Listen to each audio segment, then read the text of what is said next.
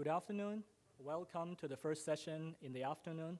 And this session is about the root of trust. We have four amazing papers, four amazing presentations. Without further ado, let me introduce the first speaker, Yuanzhe Wu. He is a senior research scientist at Red Balloon Security, where he has been contributing his expertise in embedded system security for over 5 years. Mr. Wu's primary research and engineering interest encompass hardware, software, and firmware reverse engineering, as well as vulnerability research in embedded systems. He has collaborated with industry giants such as Cisco, Schneider, Siemens, and Broadcom to discover and mitigate zero-day vulnerabilities in their systems, helping to fortify their security measures. Before joining Red Balloon Security, Yuanzhe earned his Master of Science degree with a specialization in robotics and control from Columbia University in 2018. His academic background and professional expertise make him an invaluable resource in the field of embedded system security. Let's welcome our first speaker.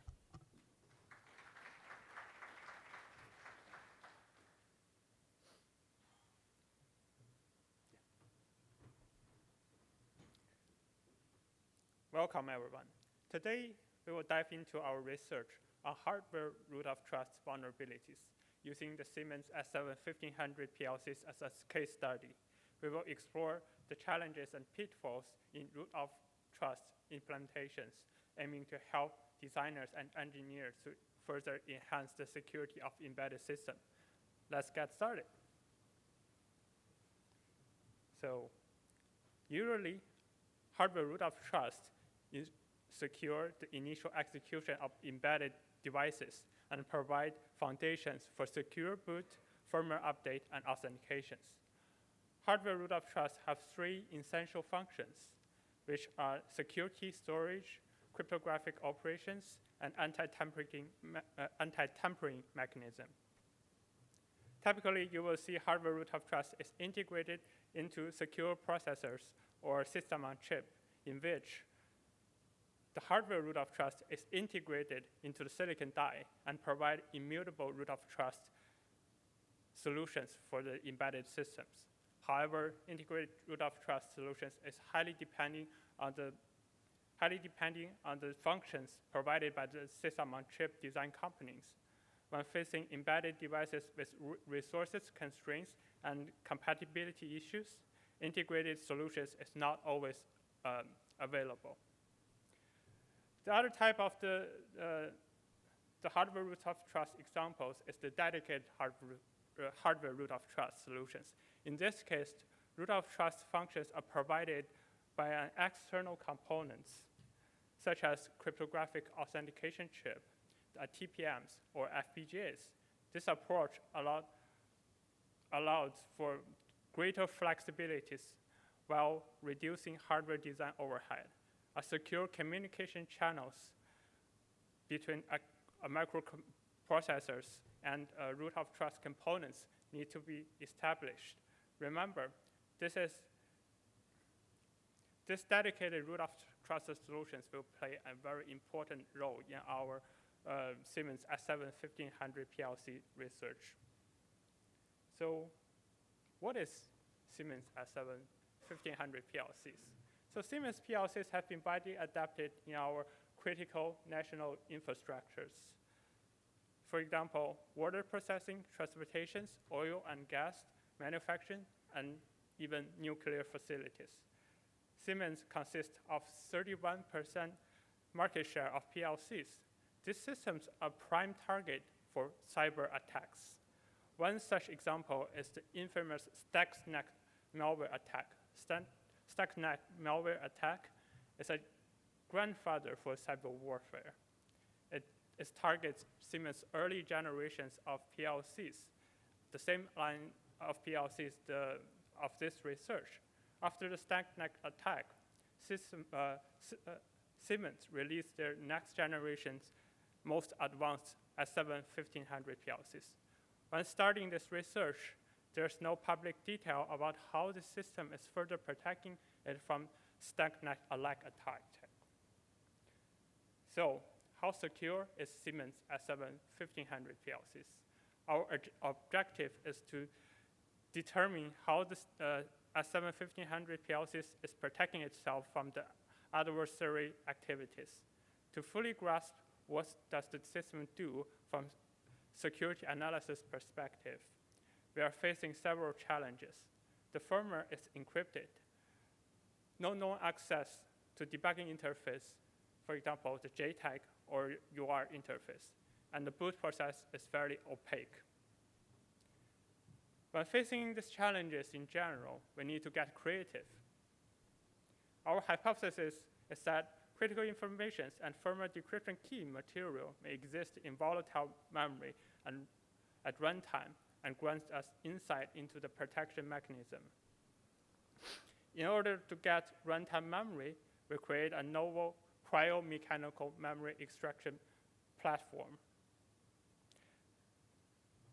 The cryomechanical memory extraction platform uses the data remnants effect. The electrons dissipating speed would significantly reduce when rapid code is applied to the chip. The memory content can be preserved even after the device is powered off if the memory chip is cooled down to a certain level, that is minus 40 degrees in our case study. This allowed the leakage for secret authentication material in device. So you may ask, what is the difference between cryomechanical memory extractions and cold boot attack? Traditional cold boot attack is proposed more than a decade ago, and it is using the same data remnants effect. However, several limitations are in place. Traditional cold boot attack can only be applied to the target with removable memory or device with debugging capabilities. None of this is the case applied to the Siemens S7-1500 PLCs, which have 5 dedicated RAM chips, which 3 of them on top of the PCBs and 2 of them on the back of the PCBs. The 5 chips have to be removed simultaneously with precise time control. Cryomechanical memory extraction isn't just a fancy word. We built a novel CNC-based platform which can transfer memory chip between the target device, cooling system, and the FPGA-based memory readout device. This platform can work reliably and repeatably in an automated fashion.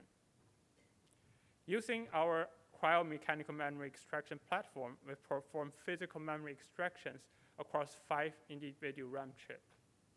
After physical memory reconstruction across the 5 memory chip extractions, we got runtime memory of the Adeen's real-time operating system. In this runtime memory, we found interesting function names, strings with ATECC. We found out the ATECC 108 is microchip's crypto authentication chip. After we know the existence of the ATECC crypto authentication coprocessor, we were able to identify the tiny chip that is on the PCB. Siemens S7-1500 PLCs leverage its ATAC crypto coprocessors to establish root of trust. The communication bus between the ATAC crypto coprocessor and the PLC's main microcontroller is through I2C buses.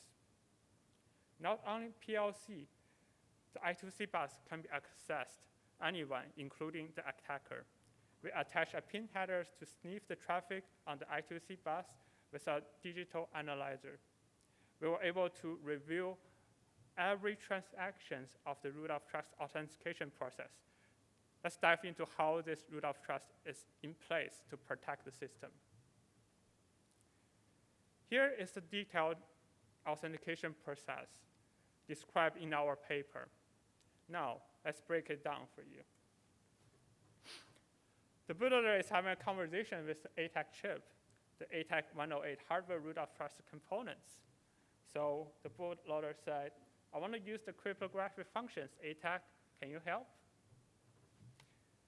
The ATAC responds, sure, here's a random generated nonce. Please verify yourself. Then the ATAC chip will send over the nonce through the I2C bus. After the bootloader received the I2C bus, received the nonce from the I2C bus, it would calculate the expected response using the shared secret reside in the bootloaders. Bootloader says, let me calculate the response using the shared secret and the nonce, and send over the expected response. After the ATAC chip using the same algorithm to verify the expected response, ATAC said, verified. You are legit bootloader. Now, what can I do for you? After these transactions, the first step of the bootloader authentication concluded. Now the ATAC is ready to accept any cryptographic operation commands from the bootloader. The next step is that the bootloader said, here is the firmware metadata. Please generate the decryption key for me. And then the bootloader sent over the firmware metadata to the ATAC chip. At this point, the ATAC chip is fully unlocked. With the firmware metadata, the ATAC response received and calculating. Here is the decryption key. The decryption key is then sent back to the bootloader. After the bootloader received the decryption key, it said, got the key, decrypting, and booting. So Siemens implementation seems to be trustworthy. The I2C communication bus is not vulnerable to any replay attack. Random nonce is generated each time of the authentication process. The bootloader's authenticity is being verified by the ATAC chip by established root of trust. The firmware is also being protected and verified by the symmetric AES CBC encryptions. The firmware master key material which is used to generate the firmware decryption key is also protected by the ATAC anti-tampering hardware mechanisms. So just because successfully decryption of the firmware doesn't mean the firmware can be trusted. The microcontroller on the PLCs blindly trust and execute whatever data it decrypts. This is wrong. What exactly went wrong? The I2C communication bus exposed the entire authentication process, and the ATAC chip can only act like a peripheral. The authenticity of the bootloader cannot be verified by the ATAC chip directly, but only the shared secret is being verified. And the shared secret is exposed in the plaintext bootloader that resides on the device. Symmetric firmware verification goes both ways, both encryption and decryption. Last but not least, ATAC chip doesn't need to be soldered onto Siemens S7 PLC PCBs to operate. We desoldered the ATAC chip on the one S7 1500 PLCs and connected the Raspberry Pi, connected to the Raspberry Pi's I2C bus channels. Using a simple Python program, the Raspberry Pi can falsely authenticate with the ATAC root of trust crypto coprocessors and perform Oracle attack to decrypt, re-encrypt, and authenticate the tempered firmware that is generated by the attacker. The impact of this hardware root of trust vulnerabilities is massive. Adversaries may use the hardware root of trust protections as a lever against the very same mechanism that means to stop the attacker. To our surprising, the firmware master key material is shared across the entire generation of the S7 1500 PLCs. Attacker with access to one single S7 PLCs can be used as oracles to decrypt, re-encrypt, and re-authenticate the temperate firmware for the entire generations. Over 100 models are affected.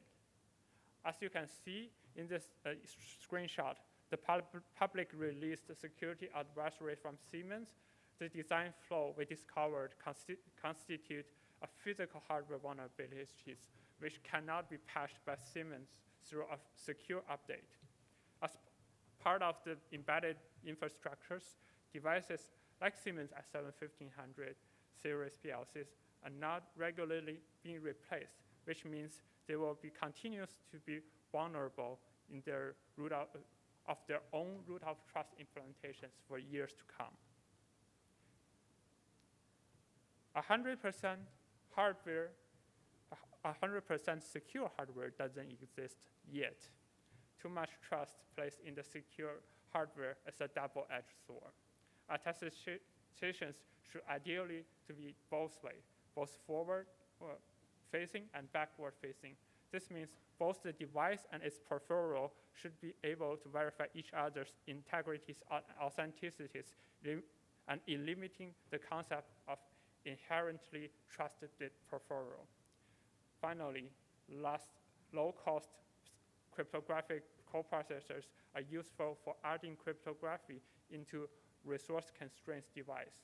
However, designers should carefully consider the implementations and approach integrations from a zero-trust perspective. Thank you, and I'm happy to take questions.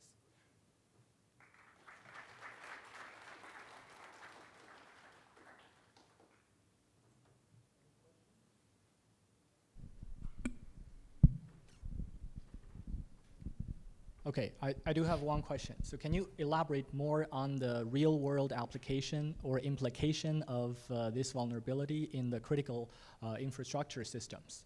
Yeah, so as yesterday's keynote talk about chip guard, we are concerning about the supply chain attack. So this vulnerability is specifically very vulnerable to supply chain attack. If attackers have physical access at any point of the supply chain, the firmware of the PLCs can be replaced, and there's no way that these activities can be detected when this attack happens. And also in the real world scenario, like a cyber attack, these vulnerabilities could be chained up with other remote code execution vulnerabilities to make their modifications of the tempered firmware persistently, and there's few secure mechanism in place to prevent this attack. This is Harvest from Villanova University. So very wonderful presentation. So I just want to ask one question. Like this work is specifically targeting Siemens. Siemens I-750. Yeah. Yes. Have you guys considered other types of PLCs? I think you are not just specifically. Yeah. So this. So as you can see, we use the cryomechanical memory extraction platform. That platform is very low cost, and this attack is not fully depending on this attack. We use that technologies to uncover the vulnerabilities in the Siemens S1500 PLCs. And that kind of PLCs is very popular and for the market share perspective. And our platform is a general platform that could target any embedded devices with the embedded RAM that is soldered onto the PCBs. So we have done multiple research on other platforms. So this is just like insight of how root of trust hardware is vulnerable in the design and implementations of Siemens product. But we have done generalized research in our research environment. Yes, thank you. Thank you. Nice presentation. Let's give him a round of applause. Thank you. Our next speaker, Rakin Mohammad Shadab. He's a PhD candidate from the Department of Electrical Engineering and Computer Engineering, University of Central Florida. Let's welcome him.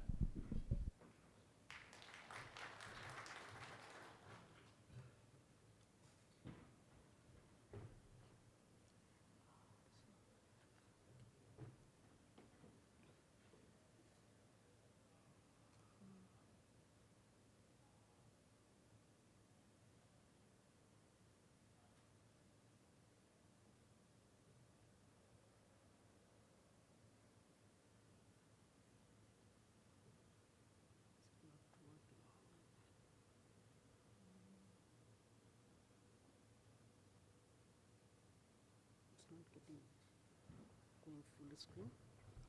It's not going full screen for some reason. Oh, it is. Yeah. Okay, it is. Okay. Hello everyone, I'm Rakin Mohammad Shadab. Today I'm going to present a work on a runtime adaptive architectural framework for a Bonsai Merkle tree-based system with embedded heterogeneous memory. My co-authors for this work are Yuanzhe, Sanjay, Gandham, and Mingjie. Let's start. So non-volatile memory or NVM modules have been used quite a lot in the recent years. They have the ability to retain data even when the power is off, when the device is turned off. And because of this, they have very useful applications for different purposes, both for general purpose and embedded computing with specific acceleration needs such as FPGA-based trusted execution environments. However, the NVM modules cannot be a like-for-like replacement for regular memory because they have high write latency and very limited write endurance. So it's more practical to envision a system with both NVM and regular DRAM in a hybrid or heterogeneous memory setup. On top of that, NVM is also susceptible to the same identical vulnerabilities as regular DRAM, such as integrity-based and confidentiality-based attacks, while these attacks can now even be performed during off-power state, since the NVM retains the data even after power is off. So these different adversaries in such a hybrid system require a robust authentication method. And Bonsai Merkle tree is one of the most widely used methods for this type of authentication due to its low memory overhead and lack of vendor-specific features. On the bottom left, we can see a trusted execution environment based on FPGA. Here, according to the threat model, the embedded processor and the security logic, both of them lie in the secure region, whereas the NVM and volatile DRAM, both of them are in unprotected regions. So they are susceptible to different memory-based adversaries. In this case, the security logic consists of encryption, message authentication code, and the metadata integrity protection, which is Bonsai Merkle tree. In order to protect the data from being stolen, we need to encrypt it and then write it to the memory. However, even the encrypted data can be tampered with. So in order to protect the integrity of the encrypted data, some message authentication code, such as hash-based or cipher-based message authentication code needs to be employed. And then since the data is basically encrypted, it requires some encryption metadata. That encryption metadata for state-of-the-art implementations such as AES counter mode encryption requires to have some encryption counter. Now this encryption counter can also be tampered by adversaries. So in order to protect this encryption counter, we need to use some kind of integrated tree. And as mentioned before, Bonsai Merkle tree is one of the most widely used trees for this purpose. The way the Bonsai Merkle tree works is the counter value is hashed by some hashing module. Any hash can work, like SHA-1, SHA-2, SHA-3, or MD5, to generate the upper level nodes in the tree. And then that parent node is hashed again to generate even higher level nodes until, and this process goes on until the entire tree converges to a single root node. That root node is stored in a secure non-volatile register within the FPGA fabric. And this is a secure chip. That means this secure root cannot be accessed by the adversaries. Whenever a read operation happens, that means a data read happens, you need to basically access the data and decrypt it by using the previously stored counter. That means that is the counter read operation. So at that time, the counter first needs to be authenticated by by regenerating these hash values and compared against the already stored Bonsai Merkle tree nodes in the memory. In case of a data write or a counter write, the counter is modified. So in that case, the tree needs to be updated. So there are two ways this tree can be updated. One is so-called eager update, which means that the entire data path from the counter to the root is always up to date. Whenever counter is modified, the entire data path needs to be updated all the way up to the root. Obviously, this has some obvious performance overhead. Alternatively, there can be a relaxed update where the update is only propagated up to the node that is cached. If you have a BMT cache, the update is propagated up to that point. So Like this table mentions, the eager update is, like since it is always updated, it supports crash recovery for NVM, but it has noticeable runtime overhead. On the other hand, relaxed update is better for runtime performance, but it does not support crash recovery. For such a hybrid embedded system, we need to have both of them for like both the eager update and relaxed update for balanced performance and crash recovery. However, we will have a high resource overhead, and it is not a flexible design. So in order to get past these problems, we propose a hardware-focused, unified, and adaptive BMT framework, which we call opportunistic Merkle tree, short for OMT. It matches the authentication logic, and then it combines different BMT update logic, but it provides independent update code so that parallelly we can have eager tree updates for percentage data and infrequent tree updates for regular data. And it also drastically reduces the resource overhead compared to discrete BMT implementations. I've already covered the background, so let's skip it. So for the problem with the traditional BMT update algorithms, in order to implement them in modern embedded systems dependent on ASIC and FPGA-based acceleration, is that a lot of this algorithm, most of these algorithms are originally created for regular von Neumann systems. So they're very tricky to be unrolled and implemented in an RTL design. However, some noteworthy recent works have attempted to make hardware-friendly BMT implementation for FPGA-dependent TEs. For example, FAST used a dynamically skewed Merkle tree, Bonsai Merkle tree, but it does not have any cache. Aris provides a unique solution by partitioning the cache. So basically, for each level of the Merkle tree, there is a different metadata cache, and they are all independent. And by doing this, it gets past these recursive scenarios, and the implementation can easily be rolled into a RTL implementation. Hermes and HMT takes this BMT cache structure and optimizes the BMT engine even further to support multiple simultaneous authentication at the same time. Until recently, Int'l used to offer Optane DC memory. It is now discontinued. It used to have two modes. The default mode was F-direct mode, where the DRAM and NVM modules were like they are operated side by side as they are treated by the system at different memories. And the memory mode is where the NVM module could be used as a upper level memory for the regular DRAM.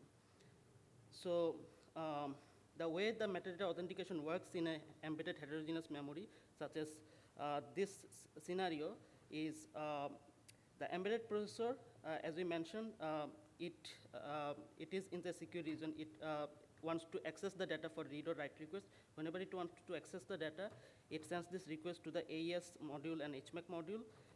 And AES and HMAC module requires to access the encryption counter to perform their work. These requests are sent to the counter cache. If there is a hit in the counter cache, then the counter is directly returned to the AES and HMAC, and the encrypted data, the decrypted data is returned to the embedded processor. However, if the counter cache has a cache miss, then the BMT is going to be triggered, and then the BMT needs to fetch the counter and the BMT nodes from the memory or the parallel BMT cache, and then only after it verifies the counter, it will return the counter to the counter cache. So the same thing happens for update as well. So this scenario has a lot of overhead compared to just directly accessing the counter. In this case, since it is a heterogeneous memory system, we need to have two different BMT engines, two different BMTs, one for DRAM and one for NVM. And this is not really flexible, because if the system later on changes back to two NVM system or two DRAM system, then you will have to redesign the BMT data path, because as we have established, relaxed update BMT cannot be used with an NVM, and using eager update BMT with DRAM, it incurs unnecessary overhead in runtime operation. So the solution is introducing this adaptive framework, where we have combined the read and verification BMT logic together, and we still have independent eager update and relaxed updates cores, and basically based on whether the request is a persistent request or a regular request, either of these cores will be activated. With this, we are basically having a combined scenario, or combined authentication and update framework, instead of having two discrete implementation. This thing is this OMT framework is implemented, the OMT engine that is used for the implementation, we call it OMT controller.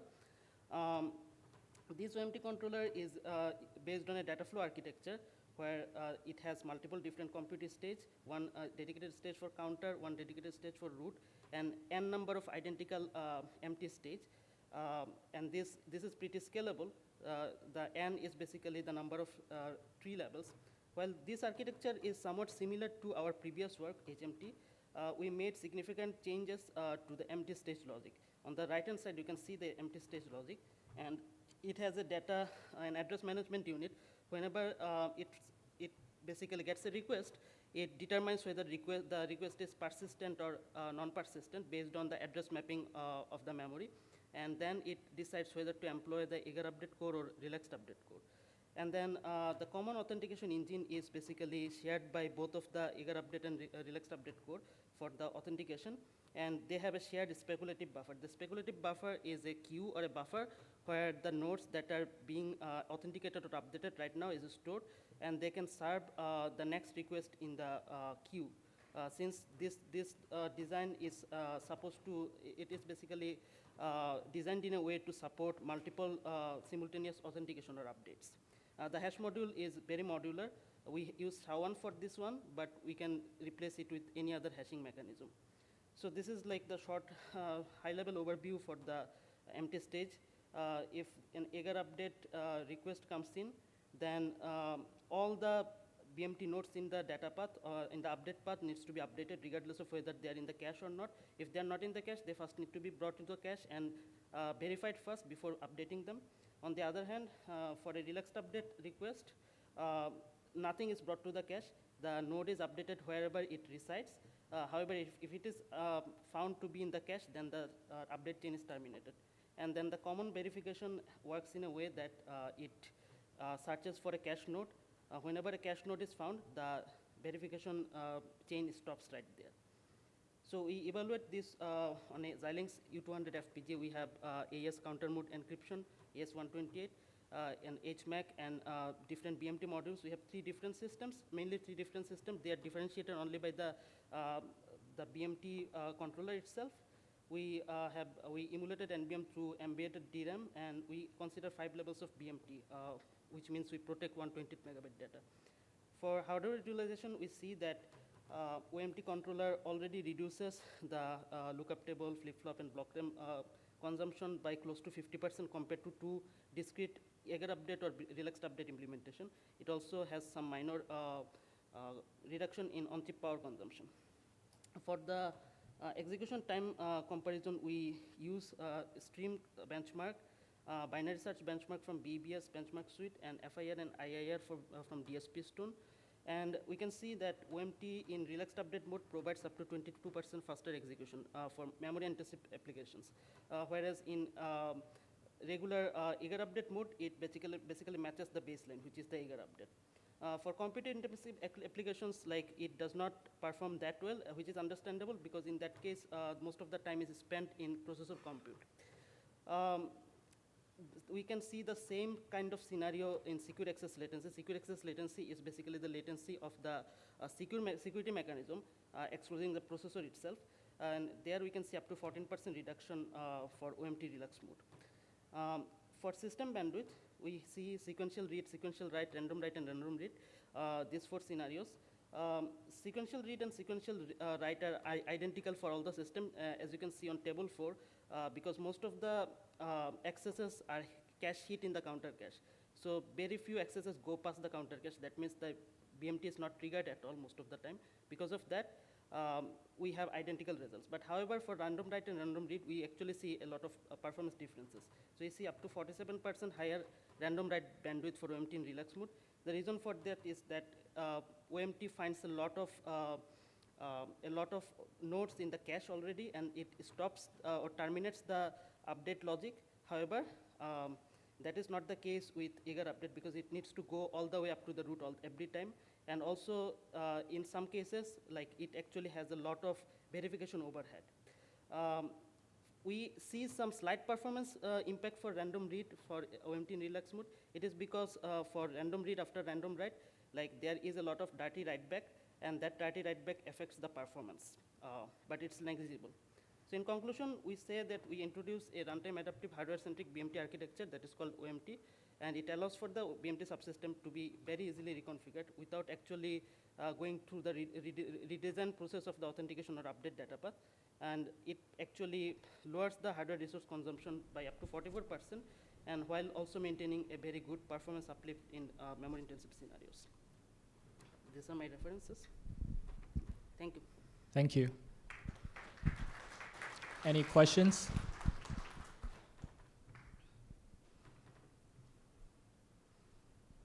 Okay, I'll just ask my first two questions. I have my first question, which is, have you ever tried this framework on larger memory size, or is it difficult to do so? And also, the second question is, do you envision there is any unseen vulnerabilities coming out of this framework? Thank you. So technically, it is pretty straightforward to scale this up for higher memory sizes because, like I mentioned, the design is pretty scalable. There are n number of identical compute stages for empty logic, and basically because of that, it is a parameterizable thing in the design. You can just change the number of levels, and then it will scale up very easily. So it is not a it is pretty straightforward to basically scale this up for higher memory ranges. And to answer the second question, to the best of our knowledge, we don't know of any unforeseen security vulnerabilities with this design because we really did not make any changes to the authentication operation or the update operation. We kept them intact. While what we did is we introduced a lot of task level parallelism, and we also merged or streamlined the authentication data path. But the only thing I can think of is probably having wrong address mapping during the determining which request is persistent and which is not. But that is, I think, that depends on the implementation. It's probably not a problem with the architecture or the framework itself. Thank you. Any other questions? Okay, let's thank the speaker again. Okay, the next speaker is Anomadarshi Barua. While he's setting up the slides, let me introduce him. He's a PhD candidate studying computer engineering at the University of California, Irvine. He received his MS degree in embedded computing systems jointly at the University of Southampton and the Norwegian University of Science and Technology in 2016. His current research focuses on the system-level design of embedded systems and cyber-physical systems, with a special interest in CPS security, low-power design, and computer microarchitecture. He publishes in the security conference like ACM CCS, Usenix, ACSAC, RAID, and CHESS, and system conferences like ICCPS and ICCAT. He also has worked in several industries in North America and Europe, such as Int'l Corporation, Solidigm, Nordic Semiconductor, and Ideas. In his leisure time, he likes to travel to new places and go for hiking. With that, let's give the stadium to the speaker. Thank you very much for your nice introduction. Hello everyone, I am Anomadarshi from UC Irvine. Good afternoon. So thanks for coming today. Today I'm going to present one of my work, as you can see here, MagHop. In this work, I actually used magnetic spectrum hopping technique to secure voltage and current sensors against EMI and magnetic field injections. So let's start this talk. So here's the outline of my today's talk. So I'll start my talk by giving some background on voltage and current magnetic sensors. So I'll explain what does these sensors actually do and what are them. And then I'll explain the threat model, and I'll try to motivate you why we're actually proposing our defense. And then we'll evaluate our threat model, and we'll propose the defense outline. Next, we'll implement our defense, and we'll discuss the real-time coherency of our defense. And last of all, we'll provide a prototype and limitations of our proposed defense. So let's start. Let's start with the first thing, the basics of voltage and current magnetic sensors. So there are actually two types of voltage and current magnetic sensors. So the first one is the Faraday's law-based voltage and current magnetic sensor, and the second one is the Hall effect-based voltage and current magnetic sensor. So let's discuss the first one, the Faraday's law-based voltage and current magnetic sensor. So I think most of you already know it, like how it actually works. So in the Faraday's law-based voltage current magnetic sensor, most of the time you have two coils, the primary and secondary coil. So the primary coil actually sends the input voltage or current that is actually going to be measured or being measured. So there's the primary coil, and the secondary coil is actually has the induced EMF, which is proportional to the signal given in the primary coil. And the energy transfer actually happens from the primary to secondary coil by using a magnetic field most of the time. And we use a ferrite and ferromagnetic core to actually couple between the primary and secondary coil. So we call this, the energy that transfers transfer information from the primary to secondary coil, we call it the transduction medium. So in this case, the transduction medium is the magnetic field. So for the second type of sensor, the Hall effect-based voltage current magnetic sensor, we have a Hall element. Most of the time it's a P-type semiconductor. And whenever we place this Hall element in a magnetic field, and that magnetic field is coming from the voltage and current signal that is actually being measured. So according to the Lorentz force, charge deflection happens inside of this Hall element, and that actually produces a Hall voltage, which is actually proportional to the signal that is actually being measured in the first step. So in this case also, in this Hall effect-based voltage current sensor, like we also have the same magnetic transduction medium. So there's the reason in both of these sensors, actually the energy transfers by using the magnetic field. So that's why we actually use that magnetic sensor, that term. And we are actually focusing on those type of magnetic sensors that are actually used on voltage and current value, or voltage or current analog signal. So that's why we name it voltage and current magnetic sensor, or VCMS. So we are actually proposing a defense against EMI injection or magnetic field injection into these sensors. So now let's discuss the threat model. So this is a very simplified sensor pipeline of the proposed voltage and current magnetic sensors, or discussed voltage and current magnetic sensors. So at the input, you can see there is a conductor which actually carries the signal to the input stage of the sensor, and then that signal is actually transferred by using the magnetic transduction medium from the primary stage to the output stage. And in the output stage, we have a conductor. And in this sensor pipeline, like there are actually three locations. So these are the three locations where the attacker can actually target. So the first and the third location is actually the location of the conductor. So a conductor actually works as an antenna. So if the attacker actually injects EMI, he can actually, this conductor can actually receive that EMI signal and corrupt the sensor data.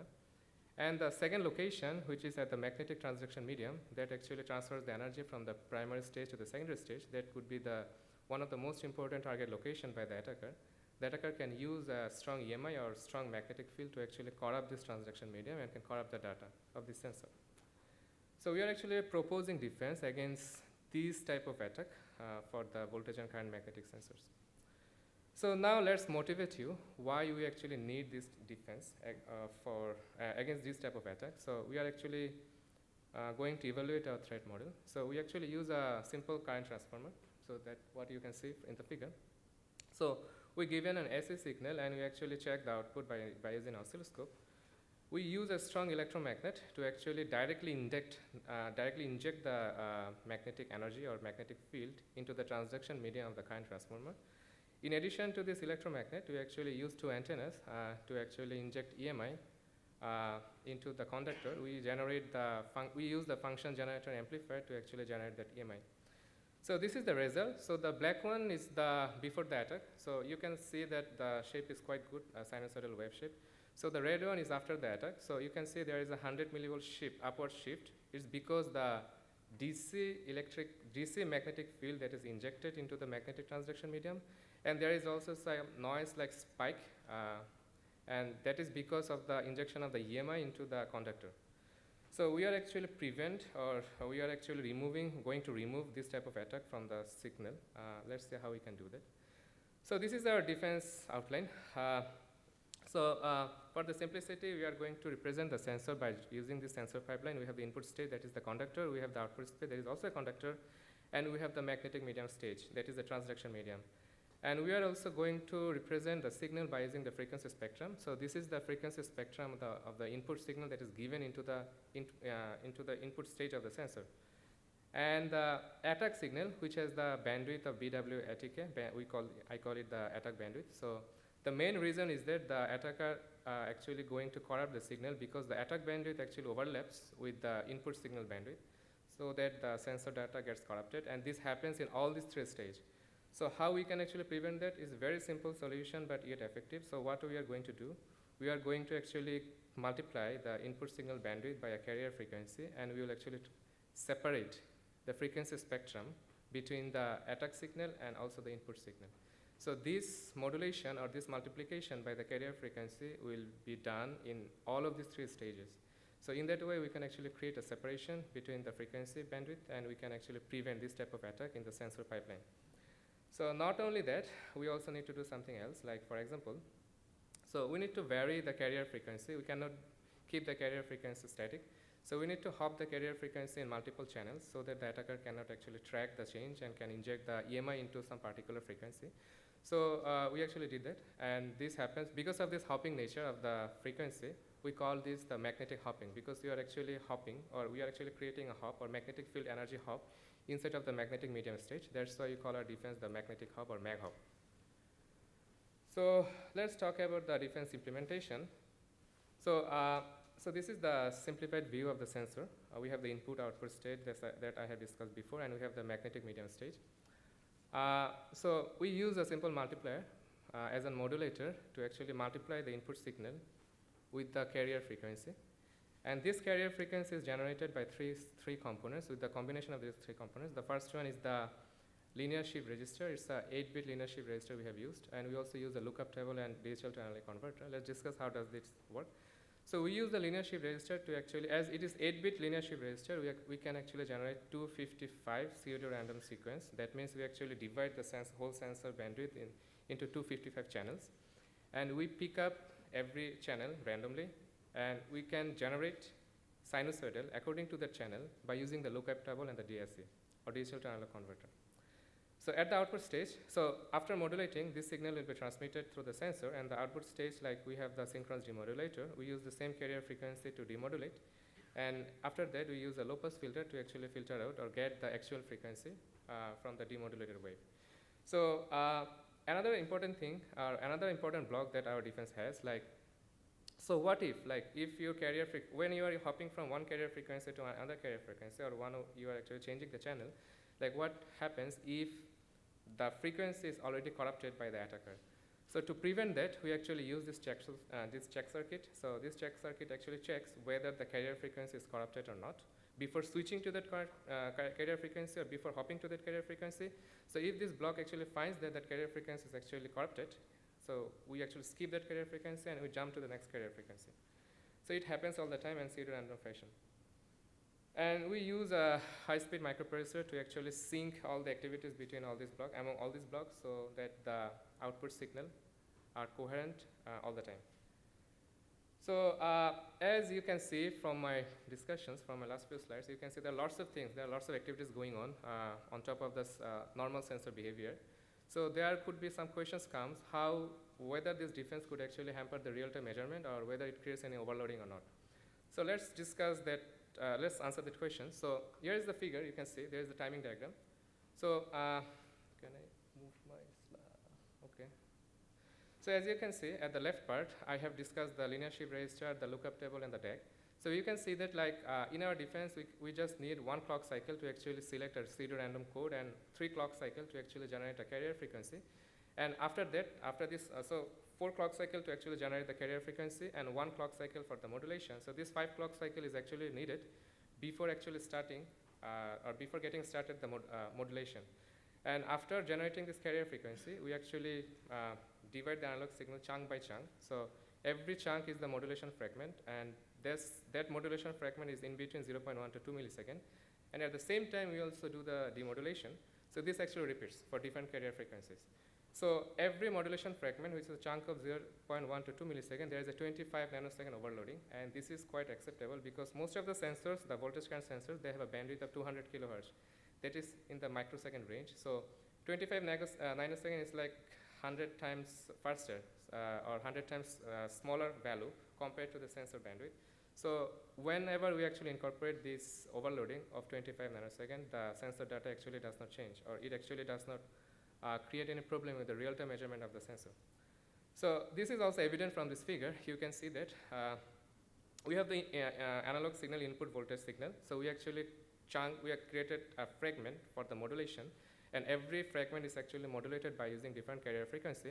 And after the demodulation, the important task is that to put all the demodulated fragment in coherent fashion, so that the output signal is coherent all the time. So that's what happened. That's what we did. So between every modulation fragment, there is a 25 nanosecond overlapping. So that is quite acceptable in the context of the signal or sensor that we are actually discussing. So this is the justification of MagHop. So I already discussed this figure, like how the signal looks like after the attack. So there is a 100 millivolt shift, and there is a lots of spike in the signal after the attack. So after our defense, we can see that we get this signal. So we actually compared this green signal with the black one. So the green one is after the attack with our defense, and the black one is before the attack without a defense. So the black one is the actual signal.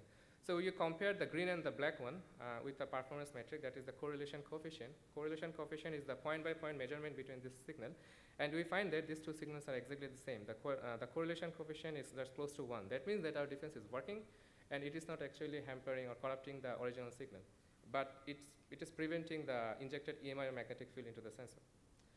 So we have actually evaluated like 10 different sensors from well-known manufacturers, and we actually considered like every sensor type, for example, open or closed loop, voltage current magnetic sensor, Hall sensor, voltage sensor, current sensor, differential sensor. And we actually tested our defense throughout the whole sensor bandwidth. Like I have tabulated the sensor bandwidth there.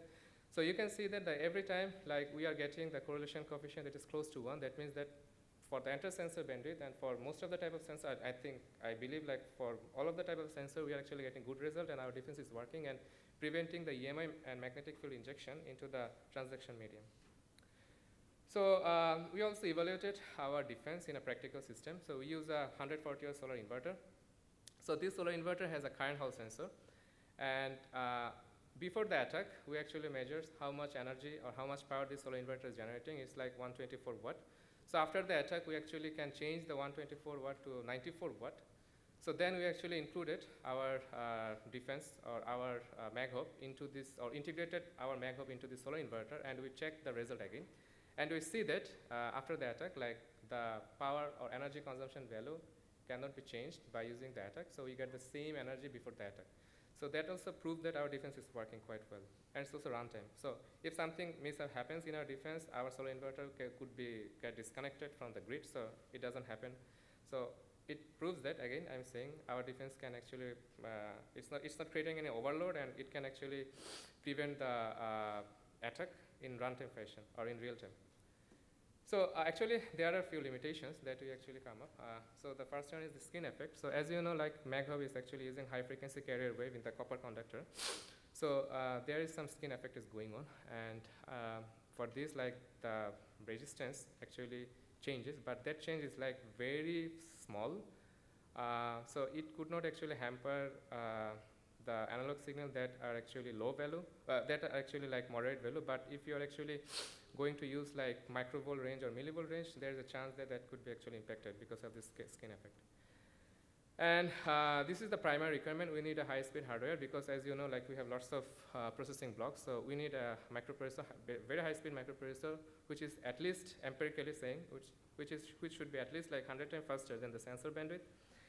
And last of thing, like what happens if the attacker jams the whole sensor bandwidth? So I think that's a very important question. So we actually tested that, like if the so less than 37% jammed, our defense can actually prevent everything. But if the jamming happens more than 37%, then there is some latency because we need to use the check circuit to actually find out, or we need to do multiple hopping to find out the different carrier frequencies. So the latency actually hampered. But if the attacker jammed everything, then our system will actually provide a fail-safe shutdown and notify the attacker, notify the authority that there is attack is happening, and it will fail-safe the system safely. So, yep. So that's all. That's all from me. Thank you. Thank you for your patience. Yeah. If you have any questions, you can ask. Any questions?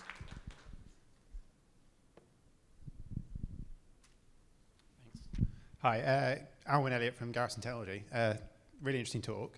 My question is, in your attack frequency you were injecting was much higher than your carrier frequency. So in the case that you're a large energy company and you want to monitor someone's home energy use, for instance, obviously we're running at 50 or 60 hertz. The customer may, for whatever reason, decide to inject 50 hertz noise onto that signal to almost cancel out. How would your technology be able to deal with that injection noise much closer to the frequency you're interested in, as opposed to a much higher frequency? So your question is that if the attacker injects much higher frequency? As in same or very similar to the frequency you're trying to monitor. So I think in your 50 to 60 hertz. Yes, exactly. I mean, the attack frequency could be the same of the frequency that is being measured. Exactly. Oh, so there's the thing actually, like when the frequency is same, so you're actually using the carrier frequency to hop from one frequency to another, right? So there's a trick.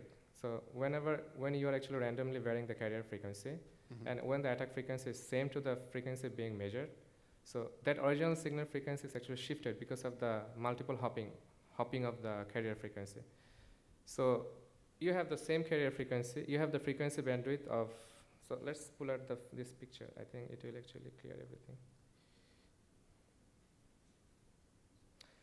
So this one, right? The second, yeah. Yeah. So when the attack bandwidth and the signal bandwidth overlaps, what will happen?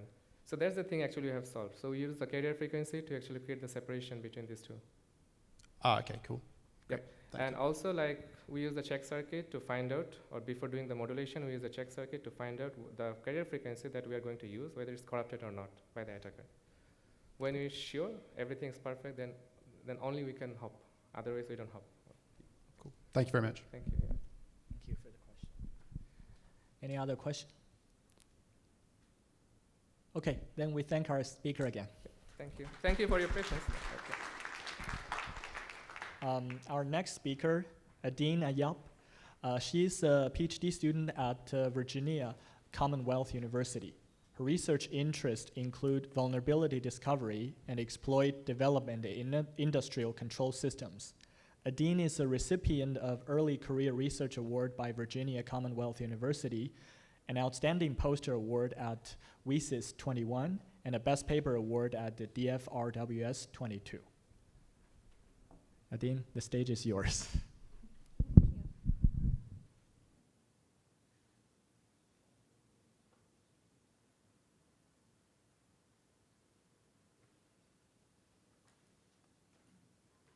Okay, assalamu alaikum everyone, may peace be on all of you. I'm Adeen Ayub and I'll be presenting my paper, Gadgets of Gadgets in Industrial Control Systems, Return-Oriented Programming Attacks on PLCs. So first of all, let me briefly explain what an industrial control system is. It basically monitors and controls physical processes such as the gas pipeline, power grid, and nuclear plants. And this is what it looks like. It has like a control center, field sites, and corporate network. So the control center consists of the engineering workstation. This is where you actually write your control logic program. And then you download this control logic program via the network on PLCs, which are directly connected to the physical processes. So coming towards what programmable logic controllers are, they are directly connected to physical processes via I/O, as you can see in the figure, and they directly control and monitor physical processes. They are basically equipped with control logic programs that defines how these physical processes are controlled and monitored. So when you write a control logic program on a PLC, the process is called as downloading, and when you read a control logic program, it's called as uploading. So for the motivation of the study, because of the PLC's critical nature, they are often targeted by attackers who wish to sabotage the connected physical process. Some examples of attacks are Stuxnet, Triton, and there are various other control logic injection attacks that target the control logic of a PLC. But the problem with all of these attacks is that they mostly involve sending huge malicious code to the PLC, which can be detected by an IDS. And secondly, they can also be blocked by firewall rules that prevent writing to the control logic area. So in situations like these, an attacker wants to avoid being detected by an IDS, and also the attacker does not want to be blocked by a firewall. So the attacker thinks, well, why don't I just reuse instructions that are already present in the memory in order to make the control logic malicious? And since the data block is never blocked by firewall, the attacker can just use it to send the payload in order to make the attack work. So attacks like these, in which you reuse instructions that are already present in the memory, are called as return-oriented programming attacks. And they were introduced as return to libc attack to bypass defenses that prevent an attacker from sending executable code as input to the program.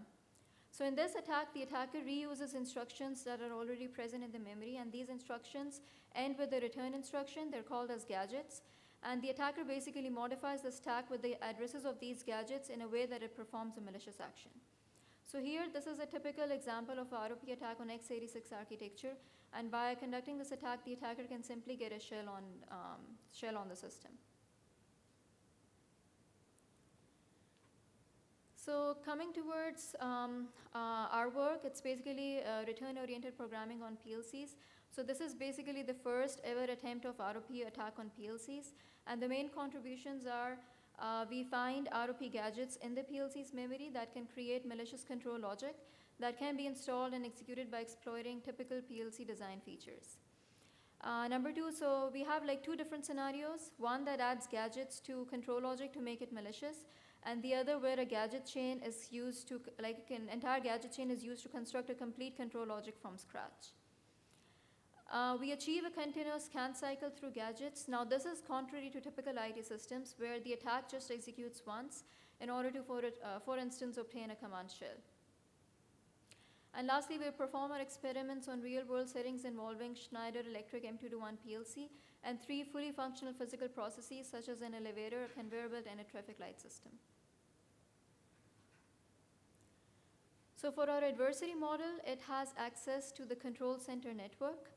And the goal of the adversary is to just manipulate the control logic and sabotage the physical process. Now, when you conduct an IT attack on ICS, it's very different and it has like a few challenges. So here are some of the challenges that we came across. Number one is determining the start and end addresses of the control logic. Now why we need this? Because the control logic location in the PLC memory is helpful for the attacker to determine gadget addresses in the control logic code and set up an initial attack vector for stack manipulation. Also, given a set of available gadgets in a PLC memory, it is a challenge to create a gadget chain of malicious control logic. Number 3 was overriding the stack without buffer overflow. So traditional ROP attacks exploit a buffer overflow vulnerability to populate the stack, but PLCs do not give access to the stack through remote user input. As you can see in the figure, the only interaction that takes place is via I/O, which lies outside of the stack. Number 4, we also had to make sure that executing the ROP chain does not really hinder the normal functionality of the PLC. So we do want the physical process to be disrupted, but we do not want the PLC to malfunction. Number 5, control logic has a scan cycle to run a physical process continuously, because if the gadget chain runs only once, in the next cycle the control logic without the gadget chain will undo the malicious change. Like for example, we have like a benign control logic in a water treatment facility that releases a chemical by opening a valve under a certain water condition.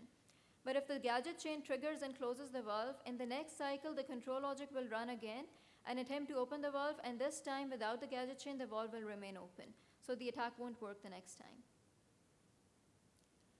And lastly, we need like a persistent control of a compromised PLC. This is to make sure that the attacker can later change the nature of the attack. For instance, in a ransomware attack, the first gadget chain can show that a physical process is under the attacker's control. And let's say the attacker just disables the release valve in a gas pipeline. And then the attacker can later update the gadget chain to damage the process if a ransom amount is not received within a given time period. Now here are the PLC exploitable features that we use to basically conduct our attack. Number 1 is that PLCs have a predictable control logic location. Like M221 have a configuration block that has the address of the control logic. In other PLCs like Micrologix 1400, the control logic always gets written in a particular location, and you can determine that by downloading a program on a PLC. Number 2, PLCs have registers designated for I/O ports which can help us find relevant gadgets.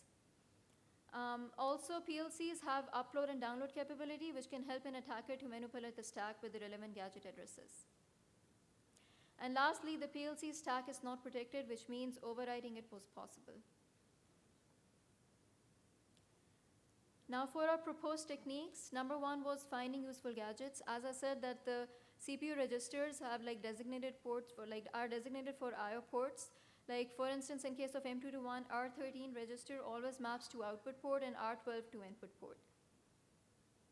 And then secondly, like how we actually inject our stack modification code. So the attacker appends the stack modification code to the control logic in order to make sure the attack runs in every scan cycle along with the control logic of a PLC. Now if this code is properly inserted at the end of the control logic, it will be executed in every cycle of PLC operations. As you can see in this program, with every loop of the control logic, the SMC code will run as part of it. And then how we actually modify the stack, we basically do not want the PLC to malfunction. So instead of, we go to the stack pointer, and instead of updating the current value, we basically decrement the value and go to the position where the instruction has already been executed. And then we update that instruction with our gadget address, so that way we make sure that the current value is not modified. So the PLC won't malfunction. And lastly, in order to get like a persistent control of the PLC, we make sure that we have like a designated space which we call as the buffer. This is like the free space, and this is where the attacker can keep preloading the gadgets in order to make sure the attack works. Now coming towards our attacks, we have two different attacks. One is ROP1, the other is ROP2. ROP1 basically just adds gadgets to the existing control logic in order to make it malicious. And in ROP2, we construct a complete malicious control logic from the instruction sequences that are present in the memory. And for ROP1, we have two different variants. One uses just one gadget, and the other one uses a gadget chain.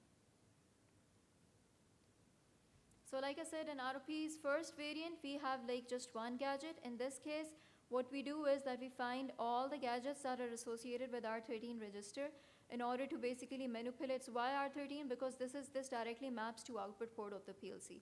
So this way we make sure that by manipulating the R13 register, we are able to manipulate the output port. Like in this case, you see this gadget sets bit number 2 of R13 register, which in turn turns on output port Q2. But even though this allows us to manipulate the output ports, we do not have much control on the value of the output ports. So for that reason, we have a second variant in which we handpick gadgets, and these basically enable us to get a greater control of the physical process. So this way, we can give any value to any of the output ports of the physical process. As a result of running this chain, what we do is that we basically put 09 in R13 register, which turns on output bits 1 and 4. So for ROP2, we construct a complete control logic from scratch. Here you can see an example. So this is a simple example of a simple control logic program, which basically turns on output 1 if input 3 is on. So here you can see the disassembled control logic program, and here you can see like the exact same instructions were found in the memory. So in order to test ROP1, we basically had an elevator model. And basically what we did was that output 2 basically was connected to the motor that kept that basically dragged the elevator upward. So as a result of running this gadget B set number 2, what it did was that it set output bit 2, which in turn turned on output 2, and then the elevator kept going upwards. And finally, when it reached the limit, the motor still kept rotating. And then as a result of that, the motor basically got burnt and the elevator just fell down. And here then we basically checked did like a performance evaluation to see if the scan time was affected, and we noticed that the scan time remained the same in the clean state and the malicious state. So in order to test the second variant, we had a conveyor belt model, which basically sorts metal objects from plastic. So in this case, we tested the second variant of ROP2, and as a result of running the chain, we had like this value in R13 register, which basically made sure that the belt kept running and valve 1 stayed forward. So because valve 1 always stayed forward, metal objects were not allowed to pass through and get sorted. And again, we tested it as well for the scan time, and we noticed that there was not much of change. The program size did not change much as well because the SMC code was very small. And for our last case study, we had a compact traffic light system. So we tested ROP2, in which we constructed an entire malicious control logic from scratch. So this basically consists of red, green, orange, and blue lights and an emergency switch. So when this toggle switch is on, it basically disables the system and the blue light starts blinking. So using ROP2, we constructed a control logic that basically turned on output 1, which was connected to the blue light, whenever input 3 was on, which was connected to the toggle switch. So as a result of this attack, the red, orange, and green lights did not work at all. And when the toggle switch was on, the blue light started blinking and disabled the system.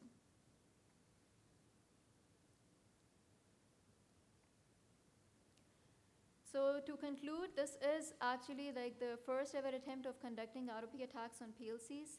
Since we were reusing instructions in the memory, there was no need to send a huge amount of malicious code to the PLC. And because we didn't send any a big amount to the PLC, it was not even detected by IDS. Even SMC, which was like very small, that was not detected by IDS either. And because we used the data blocks for sending gadgets, we ensured that it bypassed the firewall rules as well, which prevents writing to the control logic code, control logic area. And in order to mitigate ROP, we basically have like 3 mitigations. Number 1 is control logic integrity checking. So whenever an attacker basically does something to the control logic, it should ideally raise an alert, like in cases of a discrepancy. Even if like a small SMC code is there, it should raise an alert. Secondly, ICS protocols should have message authentication to distinguish an attacker's code from a legitimate one. And lastly, because if there is like address space layout randomization, the gadget addresses would be different every time, and it would not allow an attacker to conduct the attack. That's it. If you have any questions, I'll be happy to answer.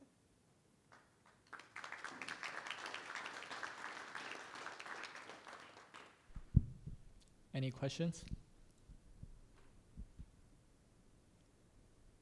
Okay, I have a question. So it looks like that this attack is relying on the existence of gadgets or combinations of gadgets to formulate these malicious instructions. So what if there is no such gadgets? So gadgets are like kind of necessity because, so number 1, you have like a control logic area. So basically, the gadgets that we found in the memory, they were part of either the firmware, and we basically used the gadgets that were part of the firmware because control logic code can change. And also, like, you know, if you see, like, we basically used gadgets that were manipulating, like, the output register. So, you know, in order to make changes to the output register, like, there has to be some gadget, like, you know, that in order to make sure the physical process runs, like, there needs to be something that manipulates the output register. So they're kind of necessity. I see. Thank you. Any other questions? Okay, then we thank our speaker again. So this will be the last presentation for this session. So after this, it will be an afternoon break for 1 hour and 15 minutes. Please enjoy it. Yeah, together with